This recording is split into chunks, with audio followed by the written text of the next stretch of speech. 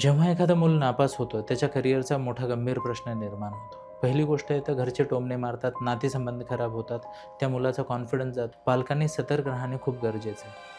कारण पुढची परीक्षा दूर असते, सवयी बिघडतात, चुकीच्या संगत लागतात आणि अशी मुलं ऑफ ट्रॅक होतात.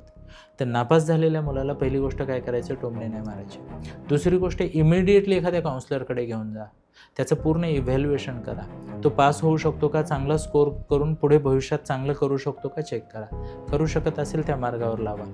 जर तसं होऊ शकत नसेल तर त्याला आपण ओपन स्कूलिंगमध्ये किंवा वेगवेगळ्या माध्यमातून आपण त्याच्या करिअरला पुढे नेऊ शकतो. त्याला ग्रॅज्युएशन, पोस्ट ग्रॅज्युएशन करू शकतो. पण सोबतच त्याला व्यवस्थित स्किल ट्रेनिंग देऊन, काय म्हणालो मी, स्किल ट्रेनिंग देऊन एखादं स्किल डेव्हलप करून किंवा व्यवसायात उतरून त्याचं करिअर चांगलं करू शकतो.